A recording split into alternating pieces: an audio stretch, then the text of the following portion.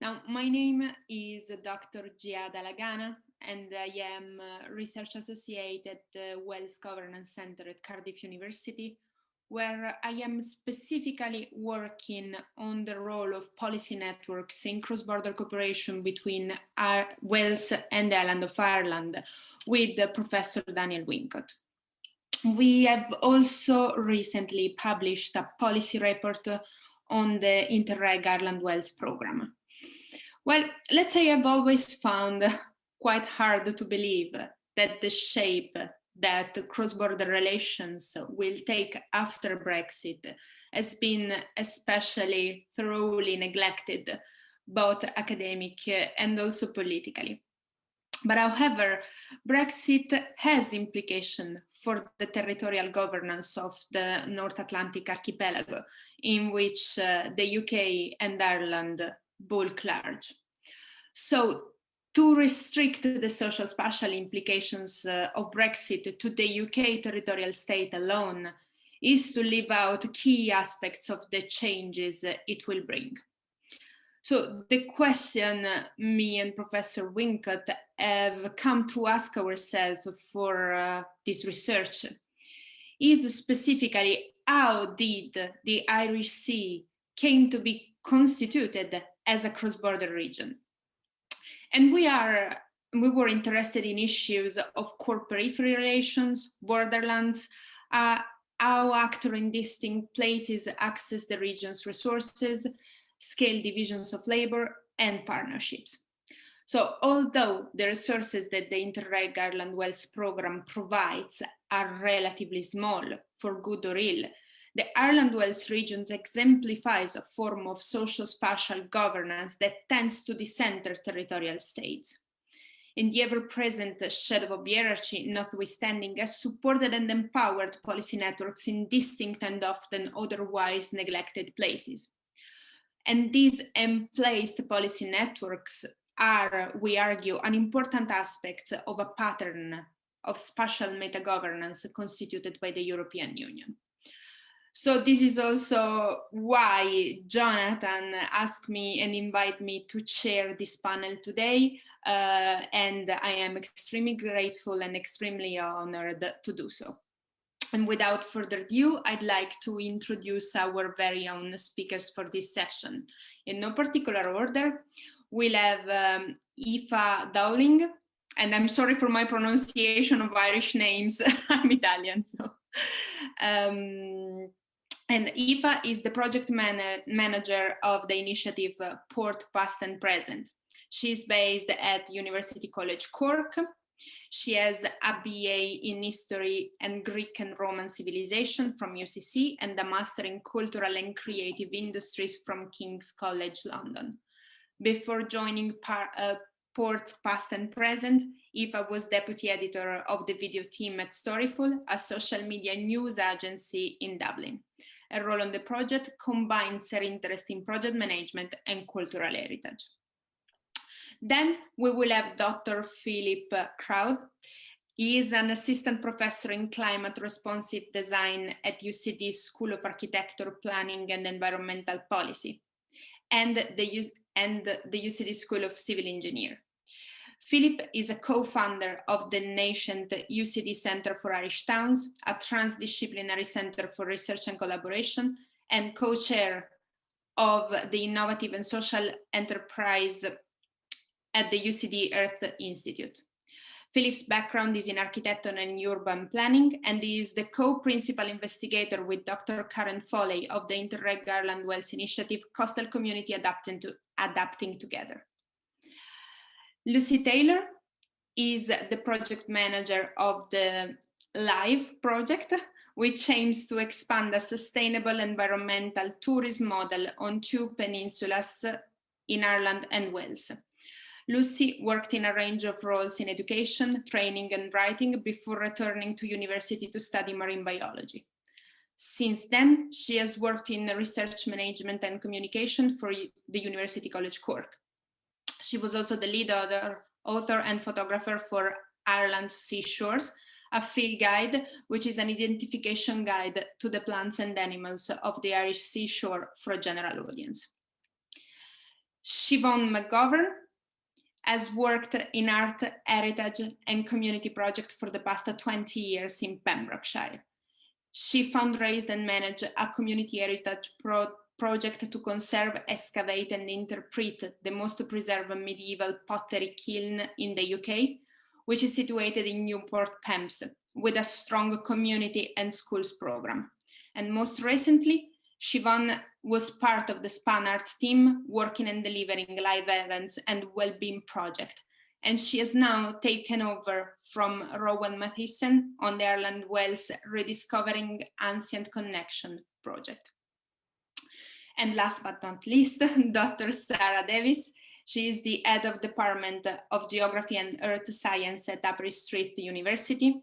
Her research focuses on reconstructed past climatic and environmental changes using evidence from lake sediments and peat deposits. She has worked in a diverse range of environments, including the subatlantic islands, Mexico and Ethiopia, along with sites closer to home.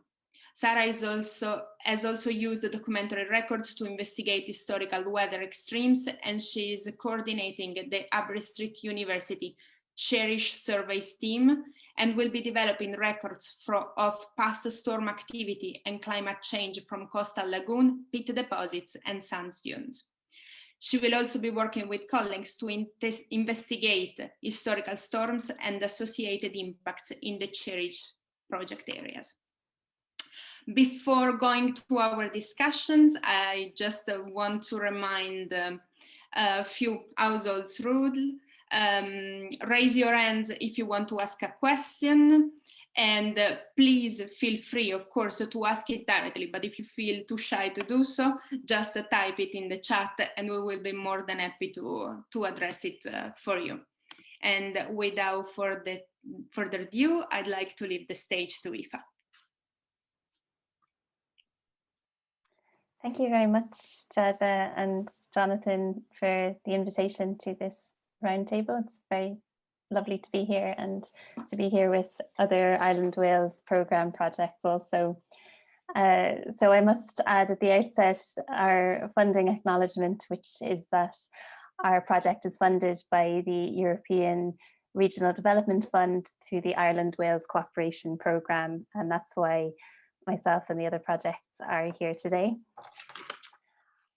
In terms of our project, the goal of our project is to increase tourism at port locations through heritage, working with local communities and basing our work on strong academic research. The partners that are involved in the Ports Past and Present project are ourselves at University College Cork, where I am based, and where my colleague Jonathan is also based, who you may have encountered at earlier stages of this conference if you were here earlier.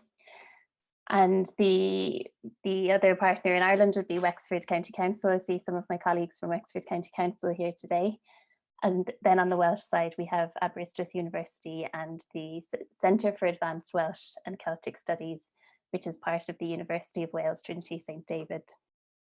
So a really great group of partners split between higher education institutions and strong academic specialty, as well as with Wexford County Council, so really having good presence there as well. In terms of the project ports, our project ports are Dublin, Rosslare, Holyhead, Fishguard and Pembroke Dock, so really encompassing the Irish Sea Basin and indeed the ferry ports. In terms of where we're at in the project at the moment, we are coming up to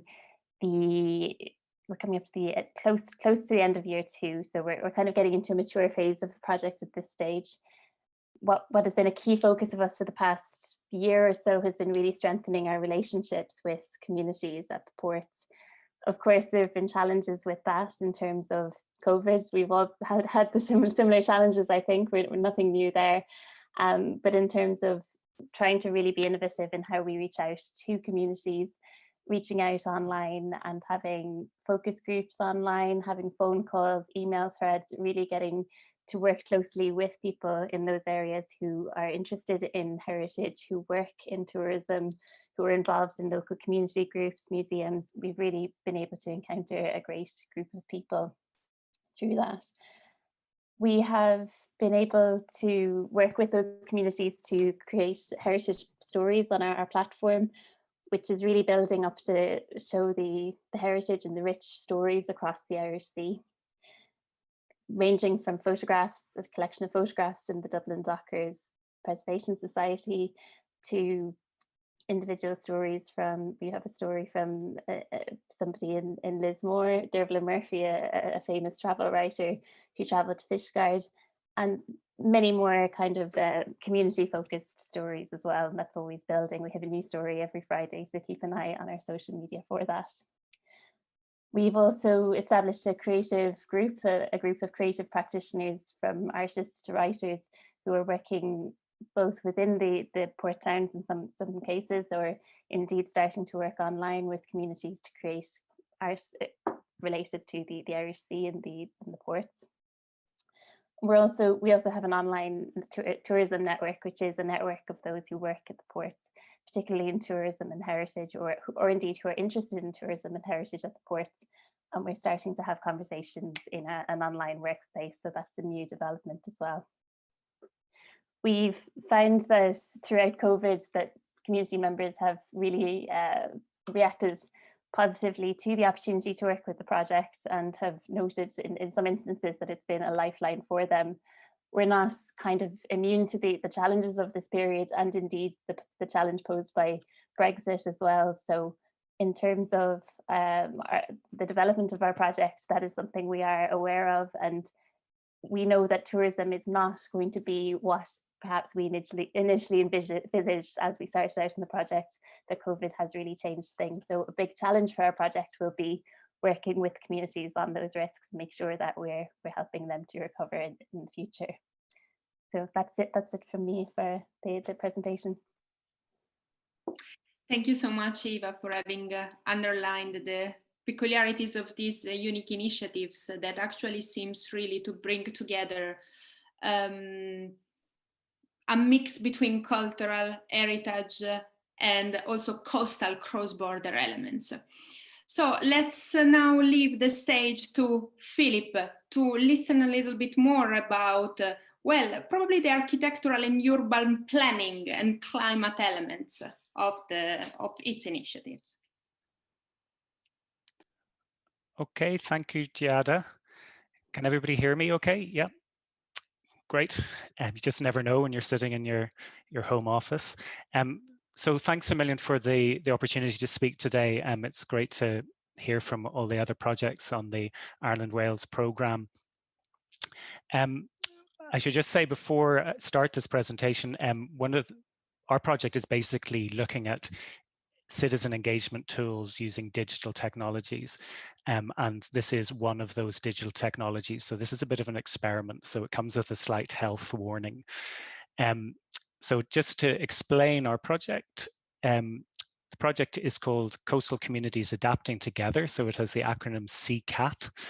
And as Aoife has done, I need to remind everybody that it is part funded by the ERDF through the Ireland Wales Cooperation Programme. I'm sure the logo is somewhere on this presentation. It'll turn up somewhere. And we are under Priority Access 2, which is to do with increasing capacity and knowledge of climate change adaptation for the Irish Sea and coastal communities. And we are basically setting out to build adaptive capacity to change in those communities. But we're specifically looking at how do you build adaptive capacity using participatory activities. So that's based on the idea that it's critical to involve the entire community in identifying and understanding drivers of change over time, and that active participation, so actually doing stuff, can create deeper engagement rather than just talking to people and presenting material. So the types of activities that we're using are things like participatory mapping apps, geo games or serious games, geo design, which is on the left of the screen, when I will talk a little bit about later, and interactive learning experiences. The project was originally to be a mix of analog and digital activities, but obviously, as Aoife has alluded to, COVID has changed how we work on these projects, and so we are now default digital. That has actually been more of an opportunity than anything else for this project. There are a few activities such as field trips, which are challenging, but we're seeing it as an opportunity to really explore how do you engage citizens digitally with change in their environment, whether it's due to COVID or whether it's due to climate change. So we have 6 partners. We have a transdisciplinary consortium. We have Fingal County Council, so a local authority in Ireland. We have UCD, where I work. We have UCC down in Cork. Then we also have over in Wales, Pembrokeshire Coastal Forum and the Port of Milford Haven and Cardiff University. And we have 2 case studies, 2 case study areas. The first one, well, it's not the first one, but the one in Ireland is the Borough in Portrane. So this is an area where there's a lot of coastal erosion and flooding. It's in the news a lot. It's a special area of conservation. And basically, the coastal erosion and flooding are threatening and destroying private homes in real time. It's happening at the moment, happens every time there's a storm surge. So that presents the local authority with many challenges, such as the fact there's a lack of policy on coastal management in Ireland, and then unauthorised development and illegal dumping by residents trying to protect their own property. And then if I move over to Wales, to Pembroke Dock, to Milford Haven and Pembroke Dock, here very different challenges that our partners are experiencing.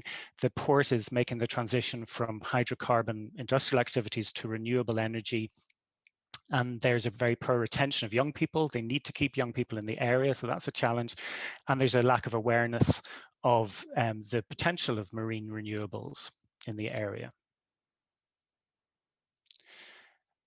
So this diagram attempts to sort of show how all the different parts of the project are related. We're basically trying to move from a situation of low adaptive capacity to high adaptive capacity using the concept of coastal climate citizenship. And we have 3 pillars in the project under which all the activities happen. So we have observation, sense making, and co-creation, and they contribute to climate citizen initiatives. Excuse me, that's my phone. It always goes off at the wrong moment. What do we mean by coastal climate citizenship? Well, basically, it's easiest if we look at this diagram. This is led by Cardiff University. So they describe successful climate citizenship as having high levels of awareness and capacity to act and access to opportunities for positive behavior change and a clear policy framework to support climate action. So I'm just going to introduce very quickly 3 projects under each of these pillars: observation, sense making, and co-creation. So the first one is Map My Heritage, and Ports Past and Present project will be very familiar with the location of this. So it's in Pembroke Dockyard, which has had various industries over the past 200 years. But most recently, it is a marine energy centre and is now about to be transformed into a world-class, or as Boris Johnson might say, a world-beating marine centre for marine energy. It's getting a huge grant from the British government, or the Welsh government, and this involves huge changes physically and in terms of the industry that happens there. So it is necessary to bring the community along. So we are working with the Port of Milford Haven to develop a participatory mapping project and a historical trail, so co-creating a historical trail with the local community. And this will be a public amenity. It will be a way to access places such as this little gun tower that is inaccessible, but we can use things like AR to do that and reveal the past and future change in the area. So on this portal that we've developed, people are able to view the trail as it develops. They are able to map and see what other people have contributed. So I'm just going to go into the mapping portal. So people contribute all these different things. Sorry, I just jumped. So they can go into this and they can look under different categories and see what people have contributed, and they can add their own information. So if we go in there, you'll see an entry someone's put in, so it's all this information that's sort of invisible and it's distributed. And the idea is that it raises awareness, and critically, in terms of building adaptive capacity, it builds a sense of belonging and attachment. So a second project, a co-creation project, moving over to Fingal, and we've been exploring a tool called GeoDesign, which is designed for large-scale, complex, multi-system and multi-stakeholder challenges, where there might be conflicting perspectives and priorities. So it suits areas prone to coastal erosion and flooding extremely well. What happens is people are put into groups and they are assigned different systems. So those systems might be green infrastructure, roads, housing, biodiversity, etc. And they co-create a series of solutions in simple diagrams like on the screen now that are then overlaid on others. And there's also a role-playing aspect, so people have to come out of their own situation, their own reality, and see the situation or the problem from another person's perspective. So that might be taking on a persona of an older person or a child or somebody that lives there or someone that's visiting or someone in the local authority even. So basically it's a process of negotiation between systems and participants and stakeholders. So we've trialed this with UCD students. It's always vaguely safe to trial with students, first of all, but we also included people from Fingal County Council, and we've been working with Fingal County Council staff. We had a meeting with about 25 of them last week to see if we can use this in a real situation. And they are extremely interested in it because it does seem to potentially solve some pain for them. So moving on to a third project, which happened this week, a sense-making project. As I said earlier, in Ireland, there's a serious policy gap relating to coastal management. Fingal County Council are dealing with the implications of that on the ground. And there are policies and plans in place in other countries. For example, our partners in Wales have various mechanisms and policies, such as shoreline management plans. So Cardiff University and Fingal County Council ran a webinar just this week, and Sarah Davies, who's going to speak later about the Cherish project, was involved. I think, Sarah, you were on yesterday, yes. So we put this on. It was divided into 3 sections. As you can see, there was a national policy section, a local authority section, and a community engagement section. And the quality of the presentations were fantastic, and we've got really good feedback from that and a really good attendance, upwards towards 300 people. So that's about it from me. I suppose it's important to say that we are a pilot project, so we're just a 2-year project. So we are actively looking for opportunities to continue this type of research, and there's a whole range of areas that are emerging, from community participation through to managed realignment and nature-based solutions. So please follow us on our website and on social media, and thanks for your attention.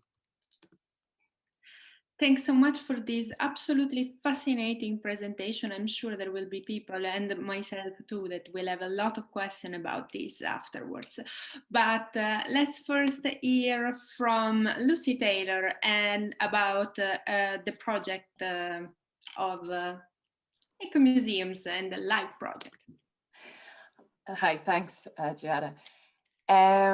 Yeah, so I'm the project manager for the LIVE project, which, like Ports, is coordinated from UCC, University College Cork. So LIVE is an acronym of the Clín Íomhara Eco-Museums, and we have 3 main goals. Overall, it's basically a tourism project. Our goal is to establish an eco-museum on the Íomhara Peninsula, which is in the southwest of Ireland in County Kerry, and to expand an existing eco-museum on the Llyn Peninsula in North Wales, which currently is a grouping of tourism attractions that focuses on the cultural heritage, mostly, of the Llyn Peninsula in Wales. And we're hoping to add, to strengthen that by adding a kind of a new pillar focusing on the environmental heritage. And the main output of the project is going to be a suite of digital resources and printable resources, but mostly, tour guiding apps and digital information about the local environment of these 2 peninsulas. And then in the long term, what we're really hoping to develop within the project is a network in each region, but also between the regions and out to the broader, British Isles and continental Europe, of eco-museums. So that would be tourism providers, academic institutions, local government, community groups working together to kind of build on each other's experience of these sustainable tourism initiatives. So eco-museum itself is kind of a word that a lot of people have mixed reactions to. So I'll just say briefly what it is. I mean, it's not very well defined as kind of a concept, but it is a very well established concept, and there are a large number of eco-museum initiatives around the world. So by using that word, we're trying to tap into that network a little bit as well. And basically what an eco-museum is, it's a community-based model of tourism. So it's when communities come together to basically to work on whatever their sense of place is, and to use that to build an identity that they can then use to attract tourists. So it's kind of a co-marketing, co-branding exercise basically for a place. And quite often, as the Eco-Museum in Clin does, it's based on the cultural heritage of a location, or maybe a specific aspect of that. But within this project, we're very much focusing on the environment. So like the previous two projects, we are co-funded by the European Regional Development Fund through the Ireland-Wales Cooperation Programme. And so our two regions are in Ireland and in Wales. Unlike a lot of those Ireland-Wales projects, we're not two communities facing each other across the Irish Sea. Our region in Ireland is in the southwest in Kerry, so it's pointing away from Wales. But they are two peninsulas, the Iveragh Peninsula and the Clin Peninsula. They're two peninsulas that have a lot in common in terms of their natural environment and their cultural heritage. They're both kind of outposts of native Celtic languages, where those are still spoken and are still a key part of local identity and culture. So they have a lot in common. And in terms of tourism, they're also linked by this kind of model of really, really high peaks of visitors in July and August for beach tourism and holiday homes. But then it's very quiet the rest of the year, and it can be very difficult for people to find really high quality year-round work. And so they suffer a lot from young people leaving and not being able to come back once they've left for university. They are also the real holiday home locations. So they get a lot of domestic visitors, but also international visitors. And obviously within the context of today's talks, how that will look after Brexit and now COVID is a real unknown for both of these regions. So making sure that they have very diverse and solid and sustainable tourism markets is really important for both of them. So I suppose, although today is maybe more focused on policy and legalities of Brexit, what we're trying to do within the LIFE project is really to build a network. So between Ireland and Wales, and also trying to include other partners in that. We're working together with people in Scotland and continental Europe to kind of focus on that Celtic aspect of our shared cultures. And so regardless, I suppose, of political situations and how things turn out next year, we're really hoping that we'll have such strong links that won't fade, even if things are a bit tricky in terms of visas and moving products across the Irish Sea and all of that. So just to say a little bit about specifically what we want to do in the project, and I should say that we are at the very beginning. We've really only kicked off in September, although we've been kind of rumbling along most of this year trying to get set up with all the difficulties that 2020 has thrown at us. So firstly, the project is really about local residents engaging with their own localities, with their own local environments and landscapes, and really focusing on the resources that they have to offer to visitors. So within the project, at this point, we're really focused on that. We're looking at getting networks of local communities in Kerry and in Gwynedd in Wales to think about what it is they have, what they'd like to learn more about, the knowledge that they can share between themselves, and really getting that engagement going. And obviously schools are a really big part of that, and existing community networks. Based on the knowledge gaps that we find, then we're looking at doing some research into some aspects of the environment, specifically geology and ecology, so that we can fill in those gaps where local people don't already have the knowledge or the expertise.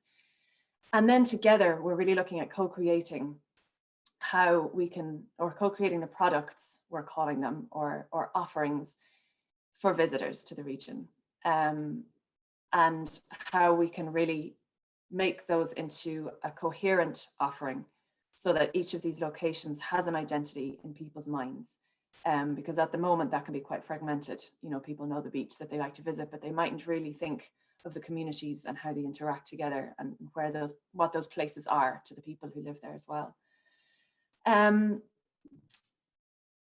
Then I suppose after the project, you know, we're going to be here for 3 years working together in our partnership and with the local communities. What we're really hoping to leave is something that has been established, but that can become a bigger initiative. So it should be owned by the local communities, and, you know, we'll take a step back after the 3 years in the university, and hopefully still be able to inform and do work with whatever eco-museum is established in Kerry, and whatever is developed to build on the one in Wales. But to make it sustainable through all of the shake-ups that tourism has had recently, I think that community ownership and basing it on the assets that really aren't going anywhere in these regions is what is important. So that's what we're hoping to be able to develop, and we can't say what that long-term future will look like because no one can see the future, but also because it's not up to us to decide. So we're really hoping to just catalyze something within the communities that they develop and that they build on once our funding has run out and the project has ended.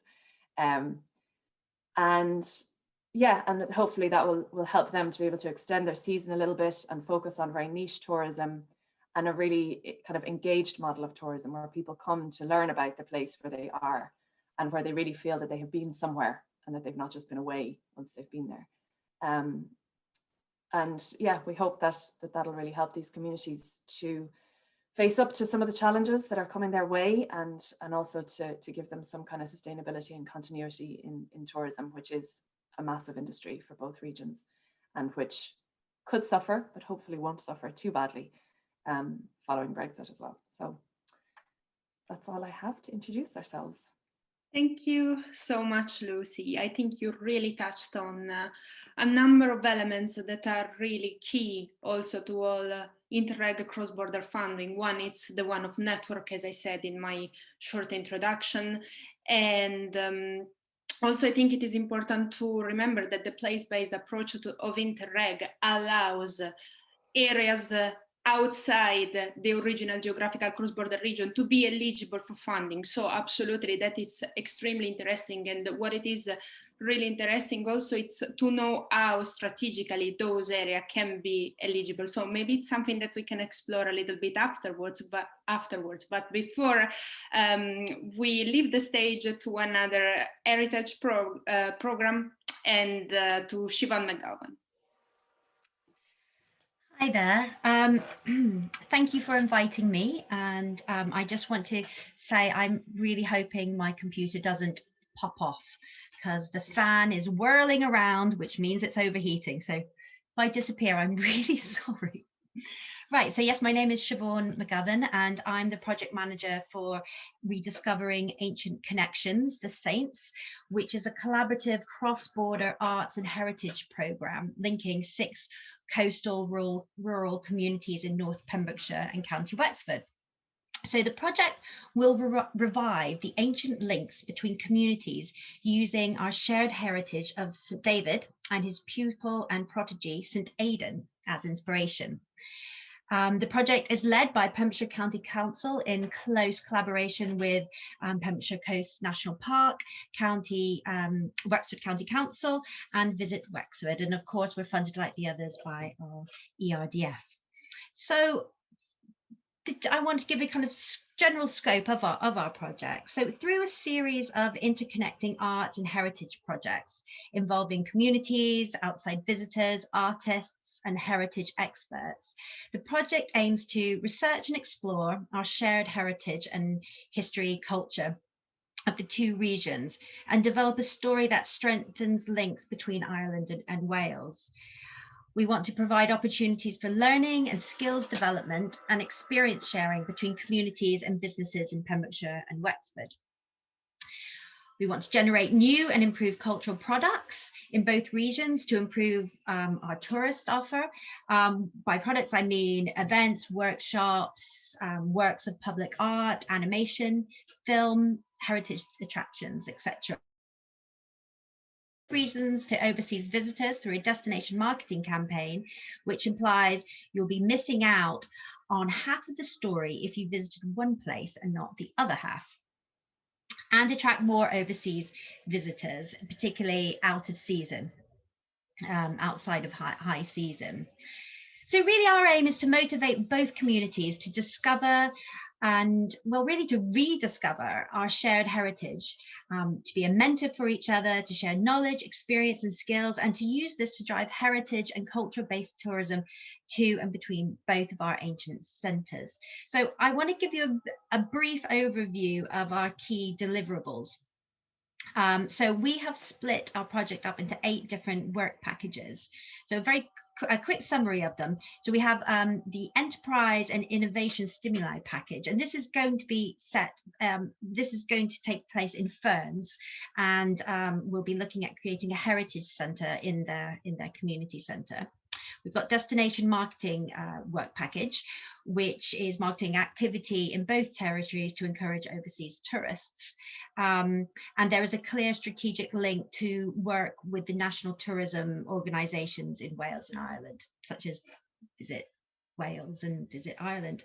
We currently have a brief out. The deadline for this is next Tuesday, and consultation with stakeholders and communities and the public really helped form that brief, which is to reflect the authenticity of the area, focusing on the people, real stories, real people, you can meet real people, and our shared heritage. We have an arts and music festival package, which has 2 parts. Firstly, it's to strengthen the existing festivals, which are already there through marketing and training in marketing, and also to launch a Celtic Roots Festival, which will take place in St David's, hopefully now in 2021. We have a traditional skills renaissance package, which is to develop public activities to 2 audiences. One is to visitors and locals to have a go sessions, and the other one is to trade people, who will benefit from upskilling in order to create the next generation of skilled workforce necessary to maintain and enhance historic and traditional buildings and craft techniques. We have another package called Exploring a Shared Past, where we commissioned Abarta Heritage to research the story of the saints, which they have done, and it's this great big document, which is going to be a great resource for the rest of the project. There have been geophysical surveys and excavations of key sites in both Wales and Ireland. Dyfed Archaeological Trust, Dig Ventures and the Irish Archaeological Field Schools have already started some work on that. And indeed, we have historical folklore and genealogical research for communities. Find out your heritage. That obviously has been delayed, but we will start delivering that online in February. We have another section of called Art Commissions, Interpretation and Access Improvement. And that is a series of public art commissions in both territories to create 2 major pieces of art on either side for a bit of a wow factor. That's currently being commissioned at the moment. It will go up for a public consultation to see what people feel about that. In addition to that, we have commissioned 10 artists from both sides who will be just producing amazing work. I wish I had time to go into detail, because it's really, when you really brings the project alive when you hear that, but I'll be here all day, so I won't. But you'll have to believe me, it really does sound fascinating. And the work these artists will produce will reflect the cross-border stories and also create a very unique lens onto our respective counties, Pembrokeshire and Wexford, and it will actually create incredibly rich material for the marketing assets, in a way, for the destination marketing company to use. So That's good. Within that work package, there's also interpretation for existing sites, and also some big outdoor events, with the first one we hope will be in May in Ferns. Another package is community-based projects and tourist ambassador schemes. There's a range of community projects going on at the moment, with exchanges from communities back and forth the Irish Channel, which is really nice. Obviously, that's been delayed, but will hopefully happen.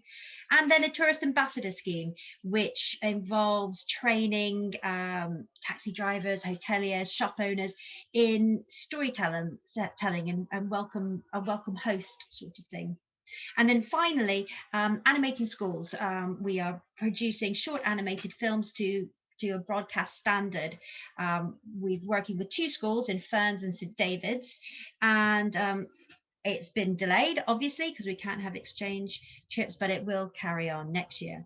So basically, we are just about a third of the way through in terms of time scale, but COVID-19 really has had quite a serious impact on our delivery with public visitor face-to-face things.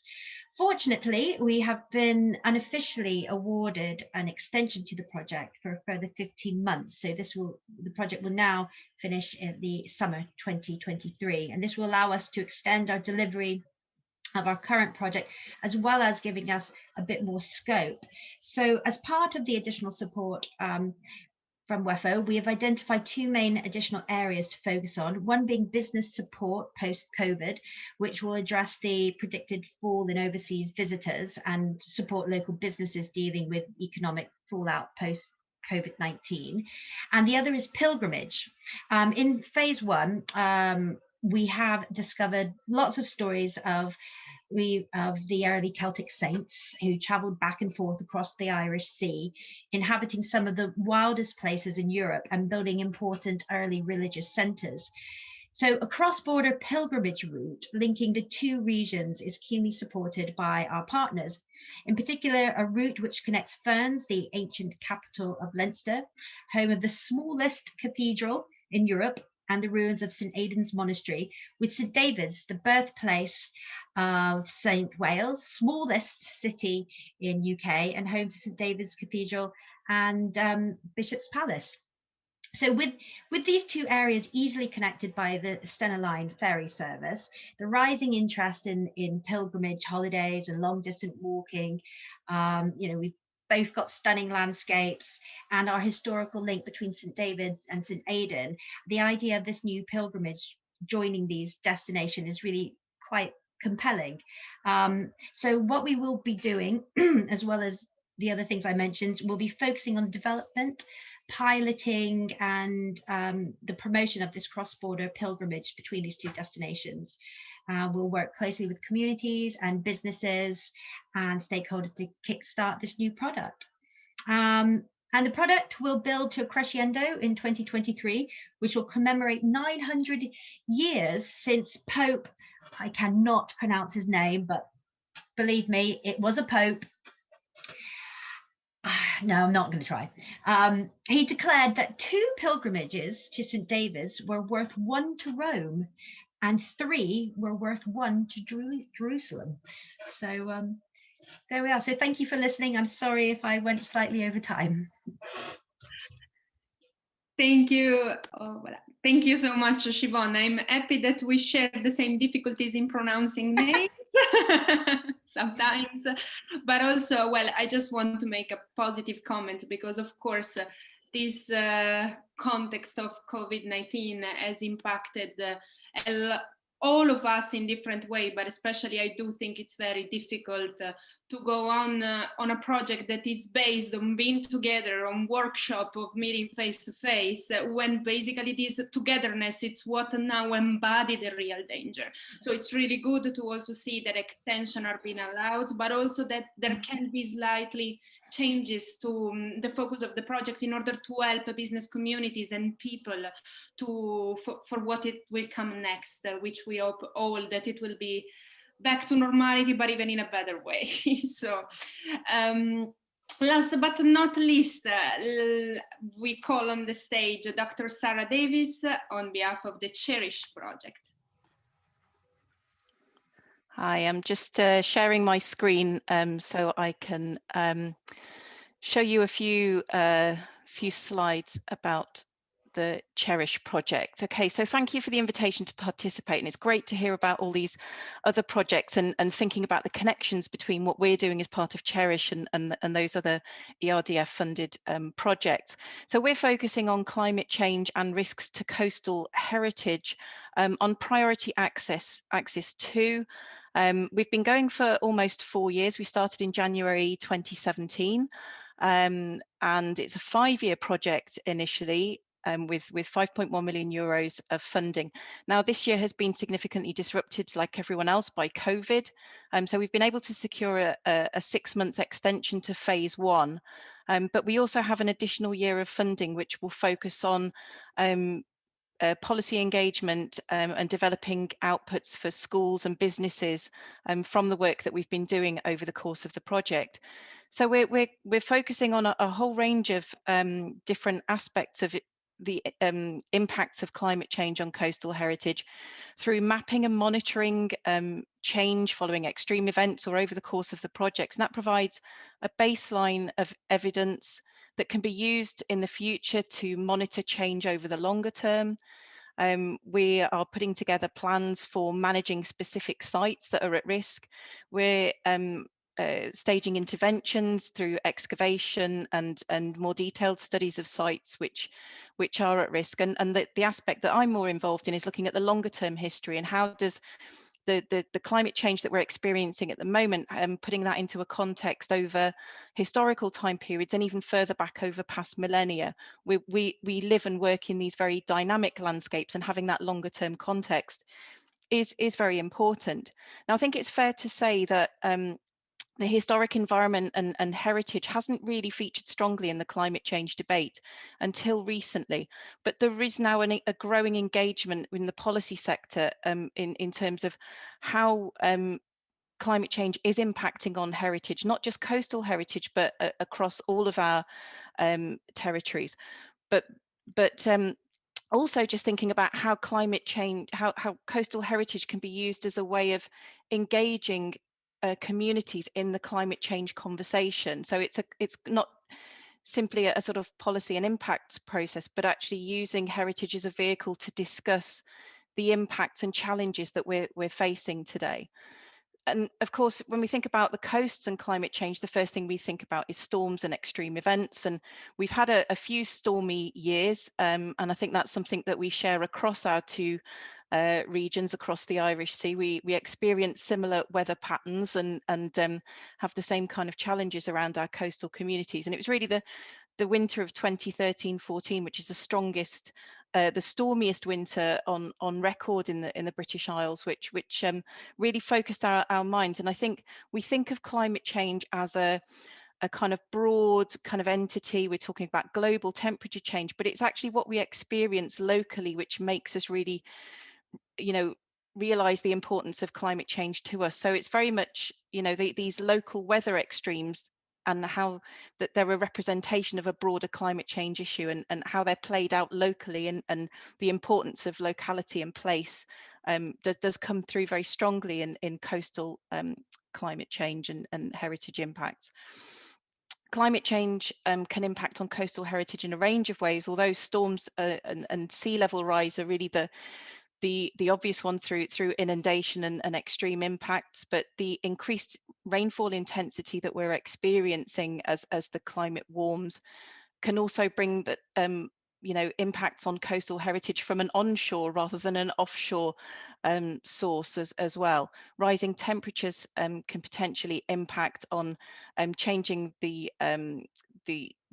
species range in the marine environment, which might impact on submerged heritage, for example, but also more droughts that we're seeing over the summers, like in 2018, can reveal heritage that is previously undiscovered. And it's not a one-way street in terms of loss. We think of erosion and damage and destruction, but actually these coastal processes can bury heritage or uncover previously undiscovered heritage. And I think that the links between climate change and coastal heritage do feed into things like the Wellbeing of Future Generations Act that we have here in Wales, in terms of thinking about sustainability, language, culture, and creating cohesive communities which are resilient to future change. We're using a range of different techniques from land, sea and air, which involves airborne monitoring, high resolution fine scale monitoring of specific sites, and then also digging further deeper into the past to explore a whole range of different sites. In the Welsh sector, we're working at sites from the eastern coast of Anglesey right the way around to Stackpole in South Pembrokeshire. And in Ireland, we're working on a series of sites from Dublin Bay down into southeast Ireland in Wexford and Waterford, and then over into Kerry as well. The sorts of sites that we're looking at are often quite remote and rugged and quite spectacular. So this is quite a visual project, and we're monitoring change. These are just some examples of the coastal promontory forts that we are investigating in Pembrokeshire. And these are popular with walkers. They're often protected sites, either through scheduled ancient monument status, or also often within protected areas for nature conservation. So we're bringing together the cultural, natural heritage and some tourism aspects as well, which feed into some of the other aims of the other projects that we've been hearing about.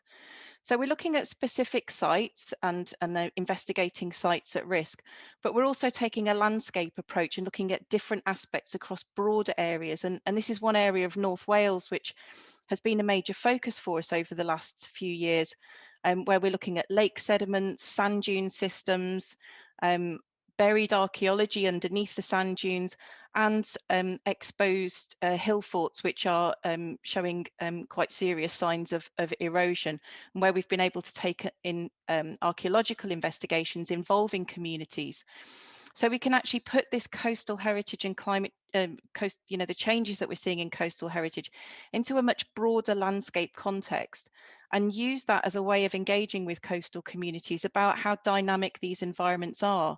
We often think about trying to kind of preserve things as they are and to protect against climate change. But when we take a step back and take the longer view, actually these environments have constantly been changing and evolving over time, and sharing that message, I think, is an important part of how we adapt to climate change in the future.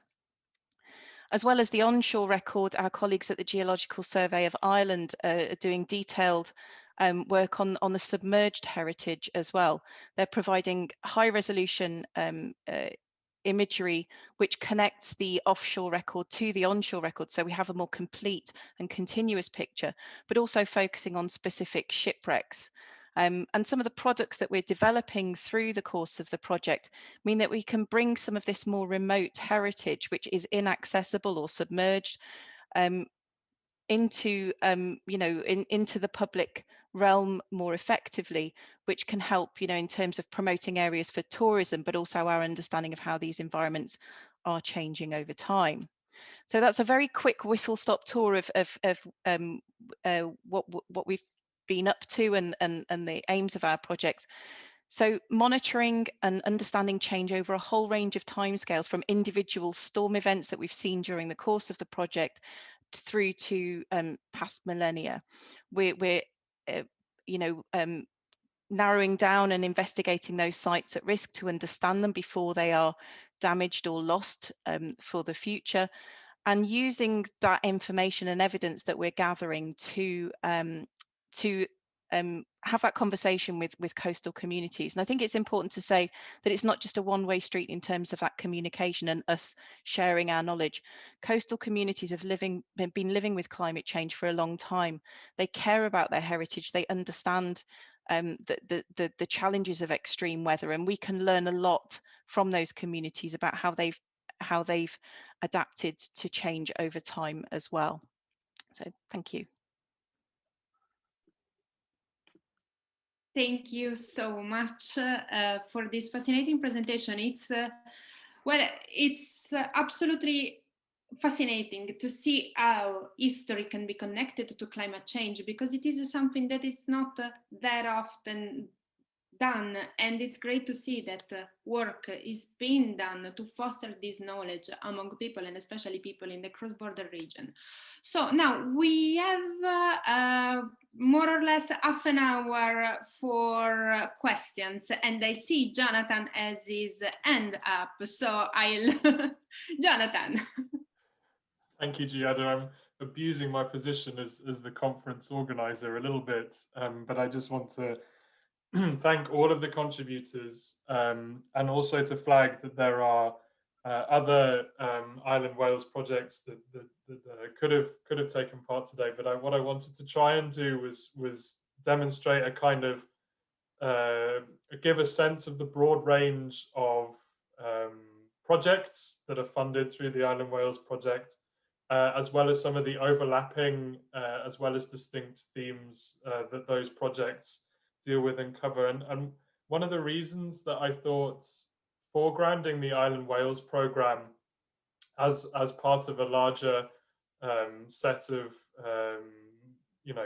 of funding packages that are provided by the European Union for coastal and fishing communities in Ireland is that I'm interested, I suppose, in the panelists' view on this. Is my sense is that the Island Wales programme is perhaps a little unloved and a little under publicised. I wondered if that's a fair representation of the Island Wales programme. I think it's something that came out very strongly for me in the report that you mentioned at the outset, Giada, that Giada and our colleague Dan have recently published on the Island Wales programme as a really dynamic, innovative, interesting form of cross-border cooperation between Ireland and Wales, which seems at the moment, in the eye of the Brexit storm, if you like, to be particularly significant. So I wondered whether that's had any kind of practical implications for the project, whether you've had to work harder to work on publicising the project, on engaging communities with the project, and what strategies have developed around that. And I also wonder if you have any reflections across all of these projects on the potential consequences of Brexit for the legacies of these projects. That this new border that is liable to emerge in the Irish Sea, what potential consequences does that have for the kind of enduring consequences of each of your projects? And is there a way maybe we could work together to mitigate that in some way, or what strategies might we develop to overcome that in some way? So apologies for abusing my position, asking a number of questions there, but thank you all very much for some fascinating presentations.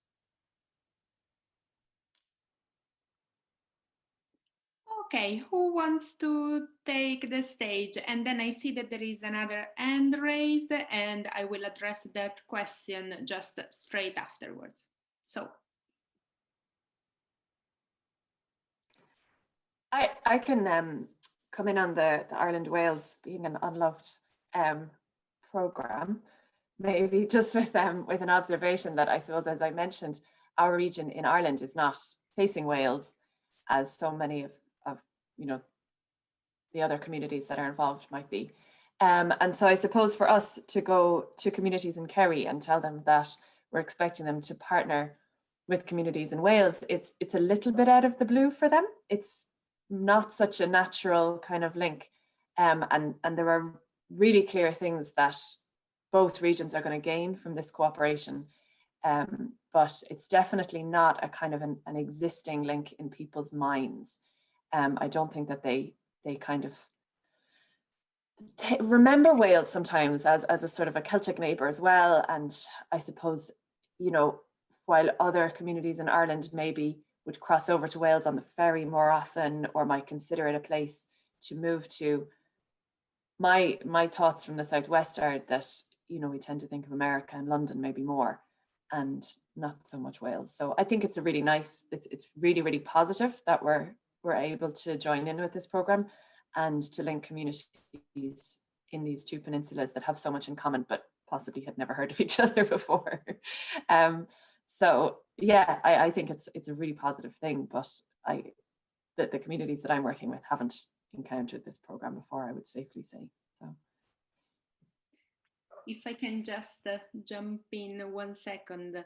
Well, what I also discovered when studying the program, the Interreg Ireland Wales program, was the fact that, well, first of all, it's a little bit more difficult to raise awareness among people of a cross-border regions that has not a land border, because even geographically, it's a lot easier to see, okay, that's the cross-border region, there is a land border, while this is a maritime cross-border region built around the strategic importance of the Irish Sea.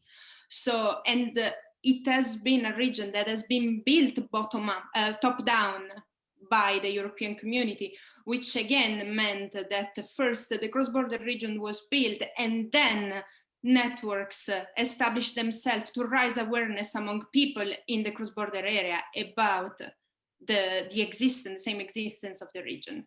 So that might be also one of the reasons why, well, it is less known and less, let's say, popular, while it is a real example of how an Interreg program can actually empower policy networks on a cross-border basis. Philip, you wanted to come in? No, also Siobhan, sorry. Well, I suppose it's very difficult to tell when you're doing one project whether it's an unloved program. I think the issue of a cultural connection between Ireland and Wales is much bigger than I can answer, but from my own experience, there's, I think someone just mentioned it, the connection, yeah, Lucy just mentioned it, the connection in Ireland is possibly sort of leapfrogging over Wales and is very much towards London.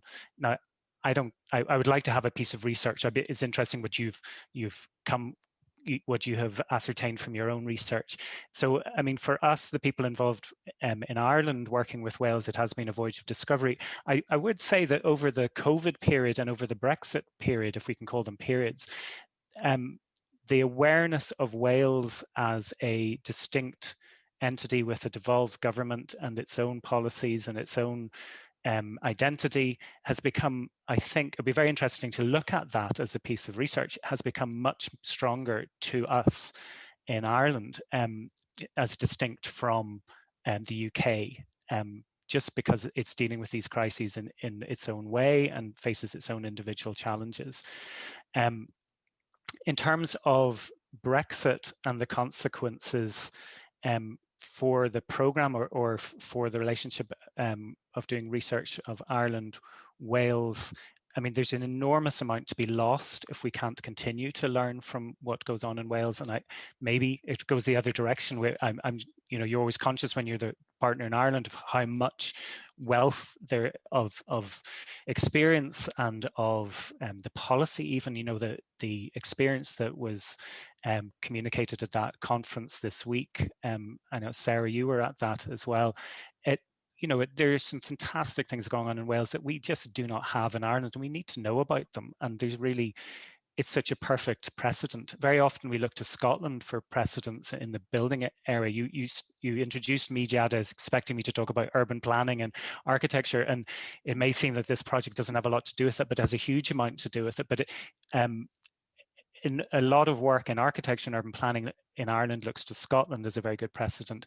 In this area and coastal management, certainly Wales seems to be an extremely important place for us to learn from. And so I would be very worried that whenever Brexit happens and maybe this program doesn't continue and there are less connections in terms of research across the border of the Irish Sea, that there's an awful lot to be lost. Siobhan, you wanted to come in.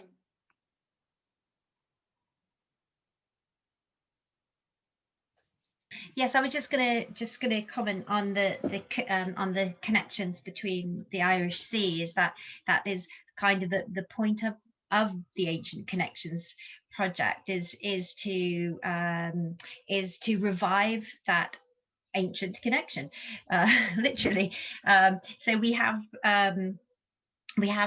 uncovered a lot of stories, and there was such a strong connection between Pembrokeshire and the east coast of Ireland for, you know, centuries. We have a little place along here called Mulgrove, which that area used to be known as the land of the Irish. You know, a lot of Irish people lived here, and there was a huge amount of trade. So it's about reviving that, with the end goal on creating more tourism to be and more creating tourism and people visiting both sides. So and we project, people are utterly delighted to be connecting across the sea with exchanges, and it's so, and people are finding it really refreshing actually to feel that connection. So so rather than in Wales looking east, looking towards England or London, it's so refreshing to be looking west, and so it's just very positive from our experiences. Great. Sarah, do you want to comment on this? Yeah, thank you. Yeah, I think I'd just echo what Siobhan said, that reflecting on those comments there, that actually the historical connections the historical maritime connections have been incredibly strong, and they come through some of the discussions from the various projects. So there's an opportunity here to, across all of the projects, to promote those connections in a meaningful way, and kind of rediscover the connections, that it's not that they're new, that we're only finding for the first time, but they've been there over many years over the historical period. It was interesting also reflecting on Lucy's comments about the connection between the Llyn and Kerry, because we are working in both of those areas, and some of the similarities, having done field work in both areas, there really is a striking similarity.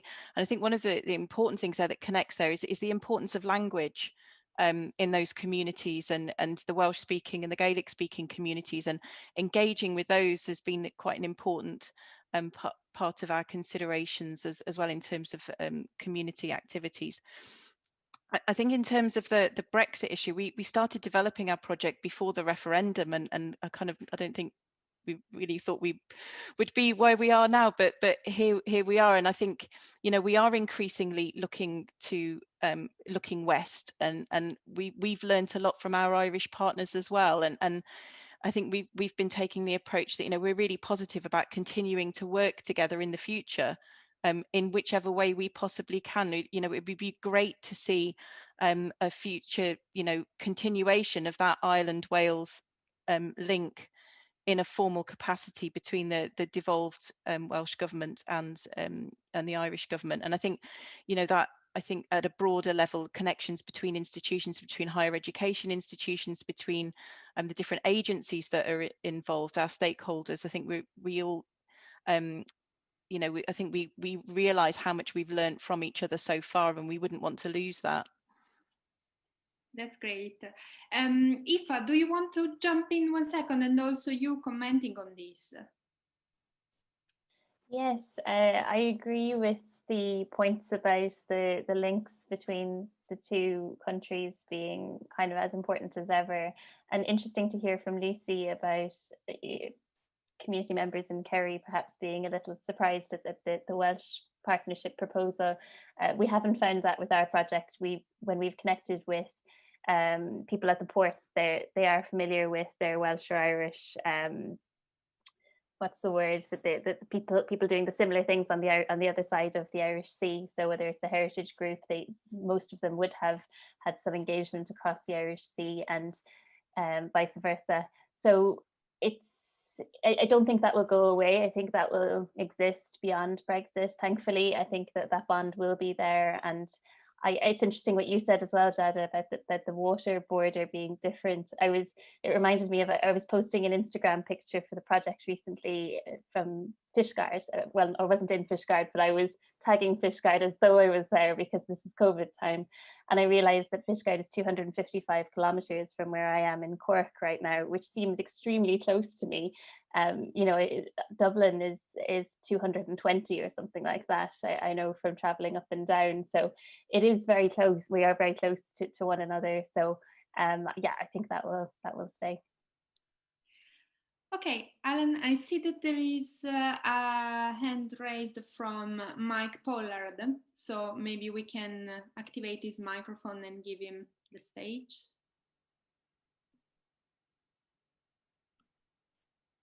Hi, Mike. Hi, everyone. Sorry, I should introduce myself first of all. I'm Mike Pollard. I look after the management of European territorial cooperation programmes, otherwise called Interreg in Wales. So we're actually the managing authority for the Isle of Wales programme. I tuned into this on a very informal basis, I have to say, but it's been really, really fascinating hearing the different perspectives, both from a policy viewpoint, but also from our partners in the Isle of Wales programme. We work very closely with the Irish government and our operational colleagues in the Southern Regional Assembly on this programme. So I have to say it's great to hear the positive experiences really of the presenters who are working on the projects, and also the value that they attach to working together on these really important sort of shared challenges. I was interested on the unloved comment because it's something we've sort of struggled with to a certain extent, but we're not alone in that. I think European territorial cooperation programs actually disseminating the benefits to the public is a continuing challenge. And you know, I think those people who are actually working on the programs understand the benefits, you know, quite clearly, but obviously extrapolating that and getting that disseminated to the wider public, you know, is sometimes difficult because of the technical nature of the programs in some ways. But I would say we've worked extremely hard with the website, social media, and on events like this, really, to try and sort of extol the virtues of this sort of cooperation. And I think that's working reasonably well. But you know, we won't rest on our laurels, and we'll think creatively about how to get these benefits out in the public domain. But it's not an easy thing to do sometimes. So I just wanted to put in that little bit on communications, if that's okay. Thank you. Thank you so much, Mike. And actually, well, if I just can comment on this 1 second. Generally, all the interviews I had have all assessed how everything actually improved when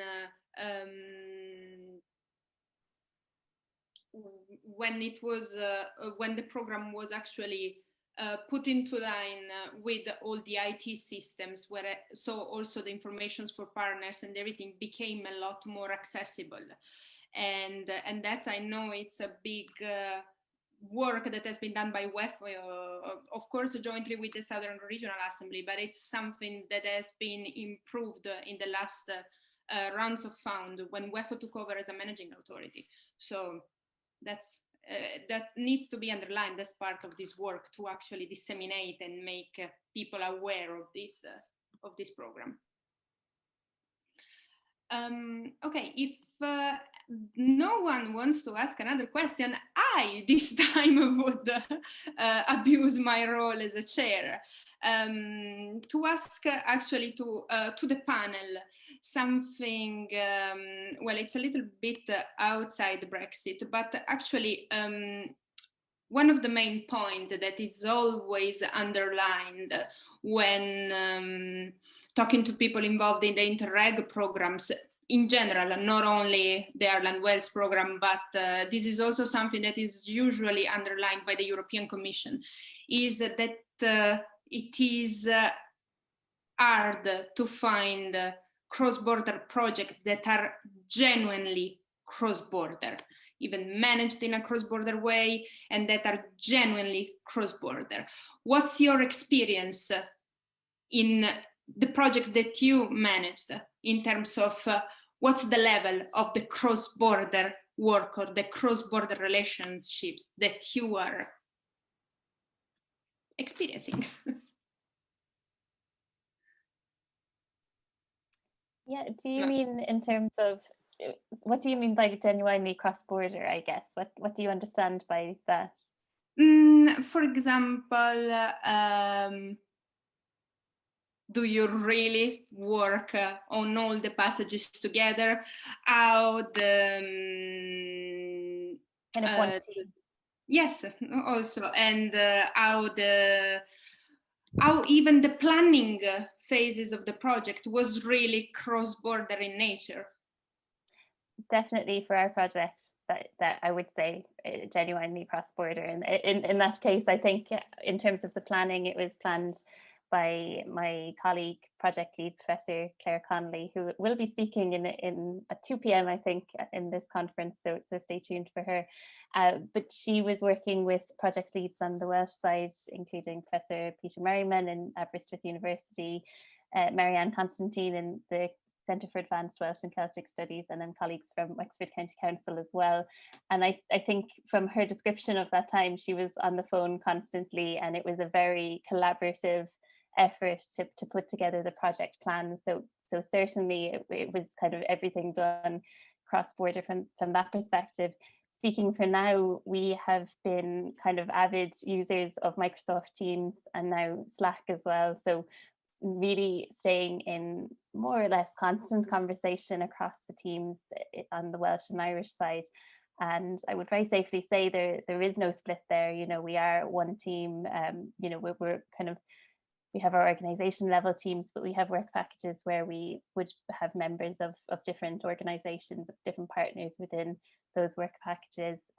We would probably slightly, you know, in terms of dealing with communities, maybe slightly more dealing with Welsh on the Welsh side and Irish on the Irish side, but at the same time, I would be on the phone with people in Wales and vice versa. My colleagues in Wales would be on the phone with people in Ireland. And I would say there's a real cross-border nature there, which I'm very proud that we have achieved that. And it's actually, well, it's not even something we've achieved. It's been integral from the start, which is a lovely thing.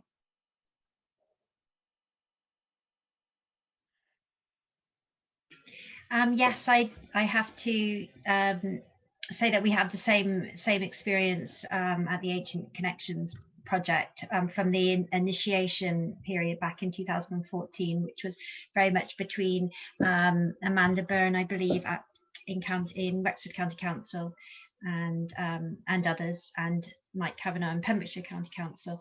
I just have to say, actually, this is actually my third week, my first proper week by myself on this project, because I'm covering Rowan, who was the previous project manager. She's now on maternity leave, so I'm not as up to speed, you know, being literally incredibly new, but I believe that was the case. And now how we're actually delivering the project, we have myself, the project manager, is based in Wales, but we have a project officer in Pembrokeshire and also in Wexford, and we're in continual conversation, and we try and manage the procurements as well so that they're evenly distributed. COVID has created a problem with procurements, because originally we were say, for instance, on some of the items, some of the aspects, having one company who would then go over, you know, one contractor, and they would work both sides of the sea. And this has actually been a real problem with lockdown. And so we're having to reconsider our future procurements, whether we have two contractors, one either side, because obviously you have to quarantine yourself or self-isolate for 2 weeks before you in Ireland. So so it's just very tricky. That aspect has made it trickier. Okay, thank you very much, Siobhan. Philip, you wanted to say something? How do you know I want to say something? You're very perceptive online. Because you have your microphone unmuted, so okay. I always want to say something. No, I think it's a really good question, because there are challenges when you're setting up a project from scratch. I suppose reflecting on our experience, and I was involved with Dr. Karen Foley, who I think is on the call, right from the beginning with this one, that we initiated it. And I suppose what we built on some established connections with Wales that were already there, and then had to make some new ones. So the actual process of putting the team together involved cross-border collaboration from the start. There were challenges. We found that we went through a few different iterations in terms of a local authority or similar partner in Wales, but we were working with established connections and established relationships and groups and entities that had worked on this program before. But I would say that the whole process with the proposal and putting together the different business plans, I mean, a cross-cutting theme is cross-border working cross-border, and you don't have an option. I mean, it's got to be ingrained in there from the beginning. What we find is that the project has to it evolves and it matures as it moves forward. And we had started with work packages, which all had a lead from one side and the support from the other country, and they have dissolved as time has gone on, and they've become absolutely cross-border working. So rather than it being a work package, it's turned into a working group. So that has been influenced by the different personalities, the different skills of the people that have been hired on the project. And in some ways, I think that's been one of the most rewarding things about the project, is that you do bring new people on board who have their own skills and experience, and they start working and developing relationships across the border on shared interests. So in some ways, our move away from the work package structure to a working group structure, where we would have a mix of people from different partners working on, say, something like the geodesign and participatory mapping, or another group is working on virtual reality and augmented reality, that they are actually working very closely as groups. So in many, I suppose my point is that it's the structures that you set up in the project. If they are configured correctly, they allow for and facilitate cross-border working, and that has certainly worked extremely well in this project. But I'm quite sure that there could be challenges in that in certain projects, but we certainly haven't experienced them. Great. Sarah, I see you have your hand raised. Yeah, thank you. Yeah, I think that's our experience too, that cross-border working's been embedded right from the development of the project. But in terms of, in the practical terms, because we bring different skill sets, our work in Aberystwyth is working on the paleo environments and long-term landscape change, and we're working across both regions to do that. And so that involves collaboration with our Irish partners in terms of field investigations, and similarly the Geological Survey of Ireland have been monitoring and surveying in Welsh waters, because that's their particular sort of program. So it's the different skill sets that are working cross-border, as well as that joint working. So a lot of our outreach work, we try to do joint events, whether that's, I mean, in some ways it's a little bit easier at the moment while things are online, but we've been trying to do that in person as well, with sort of community events where we have joint activities and joint fieldwork, and also joint training exercises as well, and sort of that knowledge exchange, I think, is an important part of the cross-border aspect of the projects. Okay, Lucy? Yeah, I would echo very much what the other projects have said, and I would say that I think this is the fourth project that I've managed under EU funding through UCC, and it's far and away the most genuinely collaborative, for all of the reasons that the others have mentioned. I think most particularly that it was structured in such a way that we just couldn't move forward without each other, because the learning that we have to do from each other is so clear. And, there's just no one person in the project who could really carry on by themselves without truly collaborating with someone else. And I suppose something that's been very new for the UCC is we've just hired someone who has never been to Cork before, and he's entirely based in Wales, and he's a full-time employee of the university, which, linking it back to the problems post-Brexit, might be a slight issue. We're really not sure yet. But there are more plans for UCC to hire people entirely based in Wales. So, I mean, it is down to that level that the tasks that are assigned to UCC can't even be completed in Ireland. We need someone in Wales to complete those. So it's really, really, truly integrated. And there's definitely the possibility for the community work to become separate, that we're dealing separately with communities in Ireland and in Wales. But I think, as Sarah has just said, with so much online communication, so many of our workshops can actually happen just once at the one time with both groups now. So while COVID has prevented me from traveling to Wales, I haven't met the partners over there in person yet. There are real benefits as well to so much of this online working being so normal for us now. So yeah, I would say it really is cross-border, and we're talking to each other all the time. So yeah.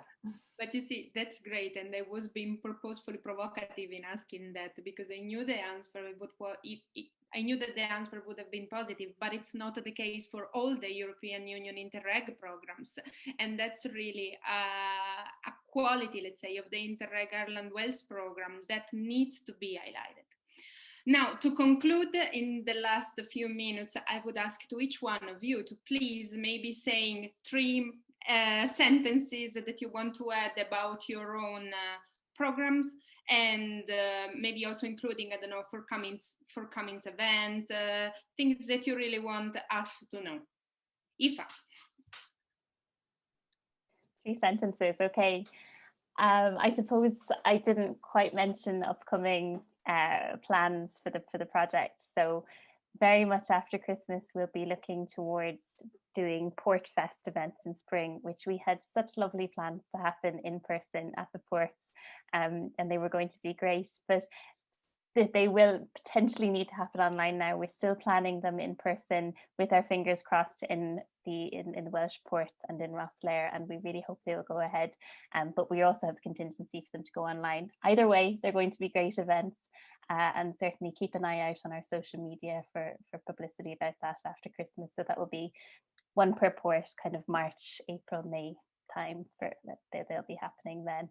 Hoping to have some great speakers, great creative events out there, and some kind of family friendly stuff there too. So very community focused, and I think people will really enjoy those.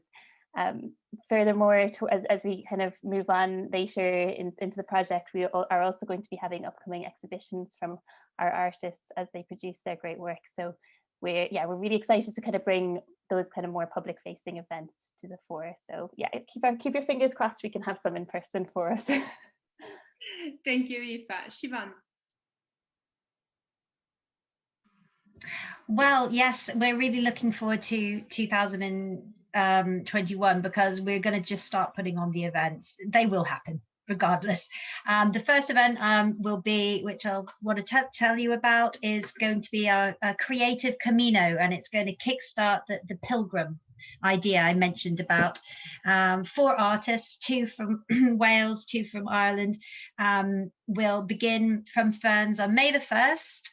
With a community launch event with lanterns and all sorts, and they will arrive in St David's on May the 8th, and they'll be joined by other pilgrims, and there'll be a camera crew along the way to document it.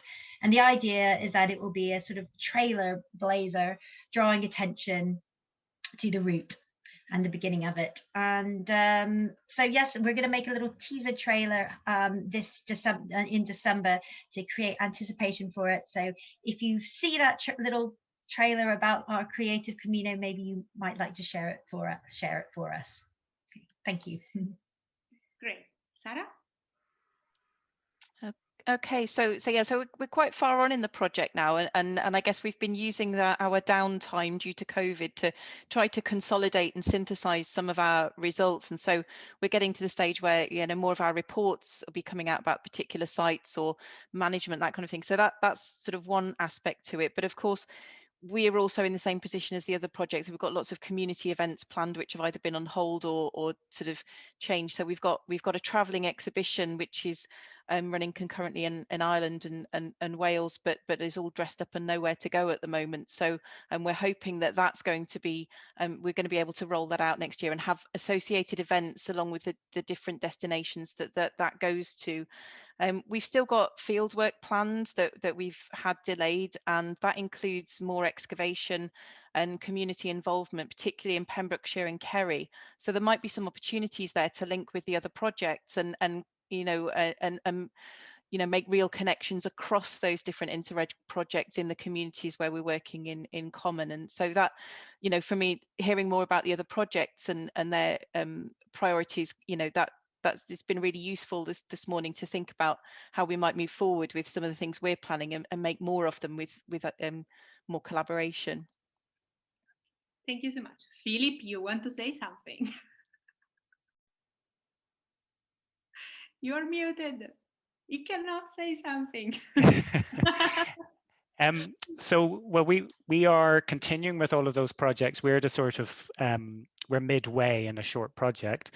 I suppose one thing that I'm very excited about in the project is working with Fingal County Council from the sort of planning side of things, with geodesign on these very difficult emotive situations, such as we have in Portrane. And so we are looking to work with them actively in a real environment with communities, and hopefully we are going to have an opportunity to do something similar in Wales related to Pembroke Dock, and we will be continuing that Map My Heritage project in Pembroke Dock. Pembrokeshire Coastal Forum are doing a lot of work with the community, and particularly in schools, and that is, as I say, has all gone online, and they're continuing with that, and that includes a field trip, online field trip. So they're developing techniques for actually doing field trips online. So there's obviously major drawbacks of doing it online, but there are some advantages. You know, you can show different seasons, you can always get a good day, but what you can't do is have serendipitous sort of activity. You know, you can't meet somebody randomly or find something, and you can't smell things. You know, there's certain things missing. We are also working to see the opportunities presented by virtual reality, both in terms of immersive experiences.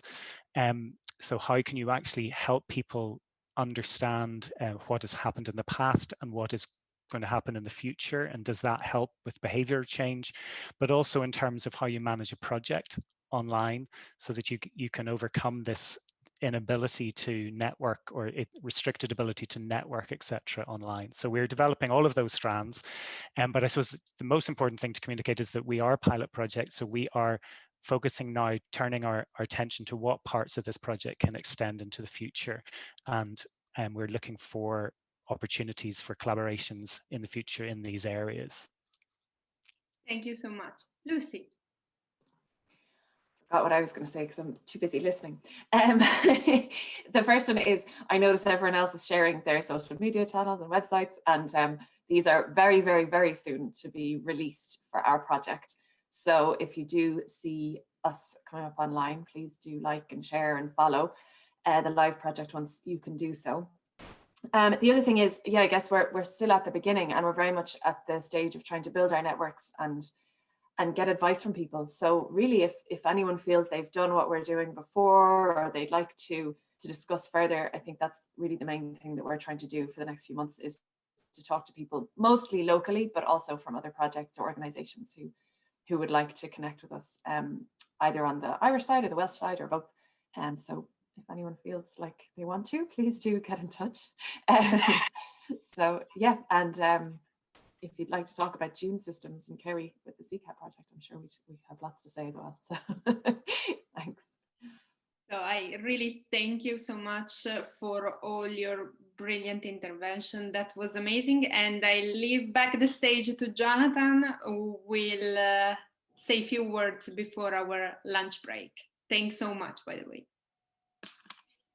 Thank you to all of the panelists, all of those representatives of those Island Wales programme supported projects.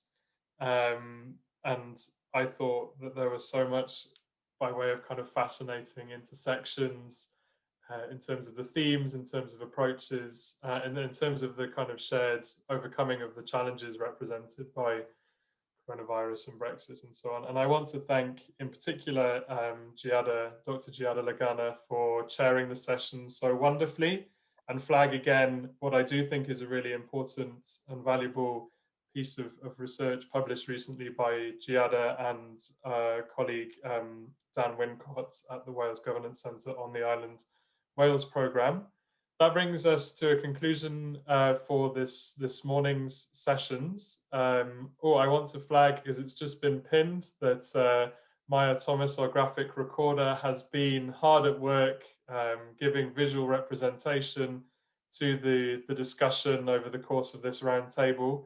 Those graphic illustrations of our discussions will be available in due course. There's a little bit of work that Maya needs to do to them before they're released for public consumption, but we just wanted to give you a flavour of them as we go, and they will be released with the illustrated report that we'll be producing on the back of this, on the back of today's conference. But anyway, that's it for now. We will reconvene at just after 2 o'clock for the final session of the afternoon. And thanks again to everyone that's spoken this morning, and to Giada and also to Mary for chairing the 2 sessions so far. If there are any questions or anything over the lunch break, please just drop them in the chats directly to me.